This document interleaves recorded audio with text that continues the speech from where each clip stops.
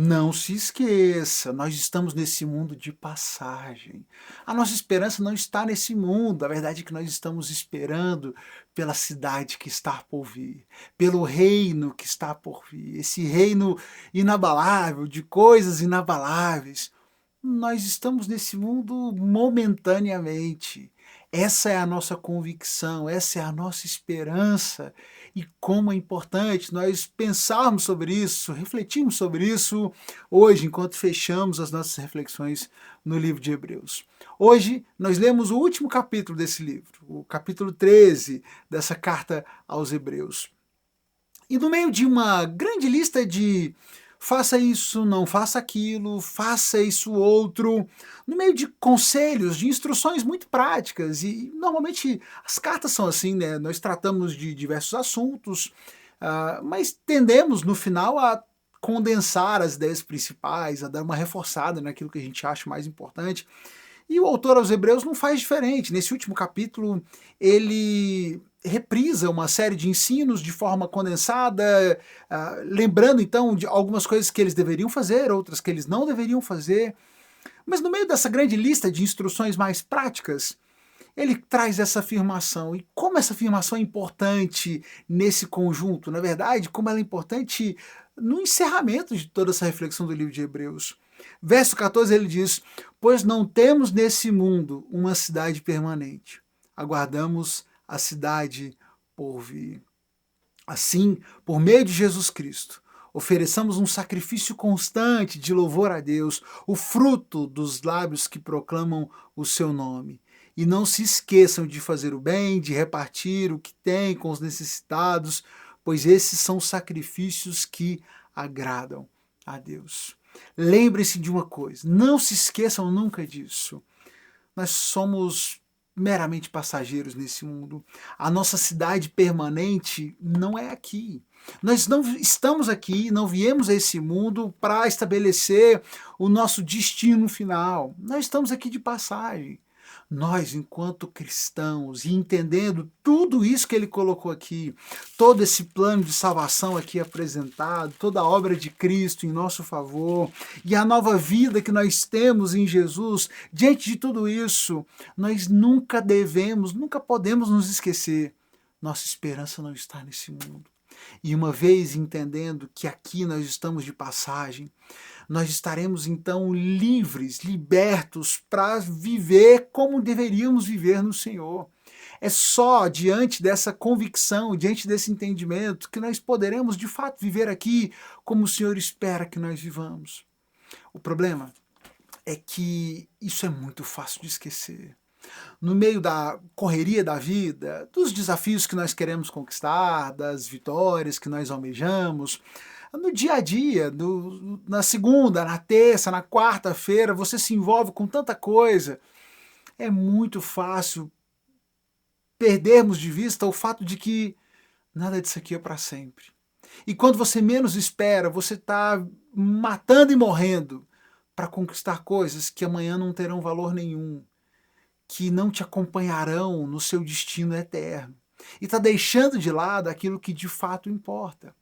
Quantos crentes, quantos que se dizem cristãos, que estão sentados nos bancos da igreja, que estão ali vivendo, recebendo, ouvindo a pregação, experimentando a dinâmica de igreja, se esqueceram disso e passam sua vida inteirinha em função das coisas desse mundo, em busca do próximo emprego, da próxima promoção salarial, da próxima oportunidade, da próxima conquista, em busca do primeiro milhão. Não se engane, irmão. Esse mundo é passageiro, nada do que você conquistar aqui, realizar aqui, terá nenhuma relevância para o seu lar permanente, que não aquilo que o Senhor espera de você. Então cuidado, para você não passar a sua vida toda achando que é grande, achando que é importante, trabalhando para ser importante, para ser relevante nesse mundo, para descobrir depois na eternidade que você não tem um lugar ao lado de Jesus. O único lugar que realmente importa, o único lugar onde realmente vale a pena juntar tesouro. Talvez você passe uma vida toda aqui juntando para descobrir que todo esse pé de meia que você fez, pensando e se precavendo para a sua velhice, vai ficar de herança para alguém que vai gastar sem nenhum pudor, enquanto você talvez vai se descobrir pobre, nu, exposto, sem nada, diante de uma eternidade vazia, longe de Deus, sujeito debaixo do juízo divino. Lembrar que não somos dessa terra, que aqui não é o nosso lar permanente, é uma convicção importante, necessária para que vivamos aqui como deveríamos viver. E nesse contexto ele fala então, ele traça vários conselhos, instruções práticas nesse final da carta. Ele diz, olha, continuem a amar uns aos outros como irmãos. Não se esqueçam de demonstrar hospitalidade, porque alguns, sem saber, hospedaram até anjos. Lembre-se dos que estão na prisão, como se vocês mesmos estivessem presos. Lembre-se dos que são maltratados, como se sofressem maus tratos em seu próprio corpo. Ele está falando aqui sobre uma vida que vai além de nós, uma vida que vai além de você mesmo. Então, ame os outros como se fossem seus irmãos, demonstre hospitalidade, lembre-se dos que estão na prisão, lembre dos que estão em sofrimento. Em outras palavras, pare de olhar só para você. Olhe para o seu irmão, ame, cuide, se importe com ele. Mas isso é algo que só conseguimos de fato fazer em Jesus e a partir desse entendimento claro de que essa vida aqui é passageira. Porque senão, de caso contrário, você vai passar a sua vida toda pensando em você, construindo para você. Em Jesus nós somos desafiados a nos importarmos com o outro, a amá-lo aos outros como irmãos, a demonstrar hospitalidade. Tem um negócio que dá trabalho, é ser hospitaleiro, receber gente em casa. Aí você fala, e muitas pessoas optam por não fazer, não, dá trabalho demais, hoje em dia ninguém mais quer visitar, nem receber visita, porque afinal de contas tudo dá tanto trabalho, é melhor a gente se encontrar na rua de um jeito mais fácil.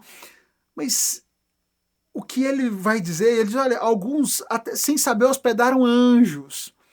Valorizem a hospitalidade, cuidem uns dos outros, inclusive na hospitalidade. Lembre daqueles que estão presos por causa do nome de Jesus, daqueles que estão sofrendo, estão sendo maltratados por conta da fé. Sinta-se como se você fosse um deles, se importe com eles, como se fosse com você essa dor. Honre o seu casamento, mantenha pura a sua união conjugal, pois Deus certamente julgará os impuros e os adúlteros. Isso também é consequência de alguém que entende que essa vida é passageira. Se você só vive para esse mundo, para os prazeres desse mundo, para suas vontades, para os seus desejos, nós vamos chegar nessa sociedade como a de hoje, que naturalizou a infidelidade, a traição, o adultério, porque é um bando de gente que só vive para si, para os seus prazeres. Quando você entende que você não vive para si, só para satisfazer os seus impulsos, os seus desejos da carne, mas que estamos aguardando por esse reino que está por vir e que Jesus nos chama a uma vida de santidade, eu olho para o meu casamento com um outro compromisso, com um olhar ainda mais profundo, porque não só existe um compromisso com o meu cônjuge, e esse compromisso é importante, mas existe também um compromisso ainda maior, um compromisso com o Senhor, um compromisso de santidade, de pureza. Então, honre o seu casamento. Não ame o dinheiro. Não ame o dinheiro. E eu repito, não ame o dinheiro. Estejam satisfeitos com o que têm. Nesse mundo que está em busca do sucesso, da prosperidade, em busca da conquista do primeiro milhão. Ô irmão, não entra nessa loucura. Não se permita ser enganado e sugado para esse jogo, para esse mundo de cobiça, onde o mundo gira em torno do dinheiro e sempre em busca de mais. Esteja satisfeito com o que você tem. Saiba que o Senhor cuida de você. Não viva amando o dinheiro, mas quem não entende que não é desse mundo não consegue não amar o dinheiro. Quando eu entendo que nesse mundo eu estou de passagem, o dinheiro fica menos importante. Porque eu não vou levar esse dinheiro comigo para o meu lar definitivo. As pessoas passam a vida juntando dinheiro que nunca vão usar, que nunca vão ser capazes de gastar. E como eu já disse nessa reflexão, e deixam de juntar onde deveriam. Então, não ame o dinheiro, mas percebe como também é consequência de entender que estamos nesse mundo de passagem? Ele vai dizer, olha, obedeçam seus líderes. Ele vai falar sobre a questão da liderança, sobre honrar a liderança.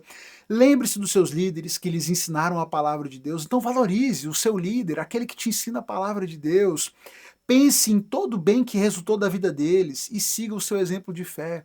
Nós precisamos reaprender a valorizar os nossos líderes, aqueles que nos ensinam a palavra de Deus, aqueles que investem tempo, que investem em nós, que investem no cuidado. Você, irmão, precisa aprender isso também e se lembrar disso. Precisamos reavivar isso nessa nossa sociedade moderna, em que todo mundo já se considera independente, apto para tudo, sem depender de ninguém. Muitas pessoas que hoje querem viver o cristianismo sem igreja, sem se submeter a nenhuma liderança. O autor aos Hebreus é muito claro e ele insiste nisso. Só nesse capítulo ele fala sobre isso 2 vezes. Valorize os seus líderes, aqueles que te ensinaram a palavra de Deus. Olhe para o exemplo de vida deles, veja o bem que a vida deles resultou e siga o exemplo deles. Mais na frente, no 17, ele vai dizer: obedeçam seus líderes e façam o que disserem. O trabalho deles é cuidar da sua alma e disso prestarão contas. Deem-lhes motivo para trabalhar com alegria e não com tristeza, pois isso certamente não beneficiaria vocês. Se o seu líder está trabalhando com tristeza, porque você torna a vida dele um caos, isso só te atrapalha, isso não te beneficia. Então ele vai dizer: obedeçam os seus líderes, façam o que eles disserem, porque o trabalho deles é cuidar da sua alma. E se você coopera com isso, se você é um liderado que de fato presta conta, que trata com respeito, que valoriza o seu líder, você vai dar para ele motivo para trabalhar com ainda mais alegria, e isso é bom para você. O seu líder trabalhando com alegria é bênção sobre a sua vida, porque o propósito dele é cuidar da sua alma. Ele pede oração, né? Orem por nós, pois a nossa consciência está limpa e desejamos viver de forma honrada. E aí que ele vai partir então para essa parte final da carta, deixando uma palavra de bênção, né? Que o Deus da paz, que trouxe de volta dos mortos Jesus Cristo, o grande pastor das ovelhas, e confirmou uma aliança eterna com o seu sangue, os capacite em tudo que precisam para fazer a vontade dele. Que ele produza em vocês, mediante o poder de Jesus Cristo, tudo que é agradável a ele, a quem seja a glória para todos sempre. Amém. E com essa bênção, com essa declaração final do autor aos Hebreus, eu concluo também essa reflexão aqui. Meu irmão, que o Deus da paz, que ressuscitou Jesus Cristo dos mortos, que Ele possa operar em você, te capacitar para viver a vontade dEle, para colocar em prática a vontade do Senhor na sua vida, para produzir em você, mediante o poder de Jesus, e nós sabemos que só o poder de Jesus nos capacita para isso, mas que Ele produza em você aquilo que é agradável a Ele, aquilo que é agradável ao Senhor. Que toda glória, toda honra seja dada ao Senhor, hoje e para todos sempre, e que você viva sempre se lembrando de que nós estamos aqui de passagem. Vivamos para o eterno, vivamos em função daquilo que é inabalável, daquilo que é capaz de passar por esse fogo consumidor do Senhor e permanecer de pé.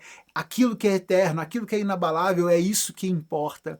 E nós esperamos por esse reino, o reino daquilo que é inabalável, daquilo que ainda virá, e não vivamos em função dos prazeres desse mundo, das alegrias terrenas passageiras desse mundo que nós hoje habitamos. Que enquanto estivermos aqui, cumpramos a vontade de Deus e que Ele, na sua misericórdia, nos capacite para vivermos, para colocarmos em prática a sua boa vontade para as nossas vidas.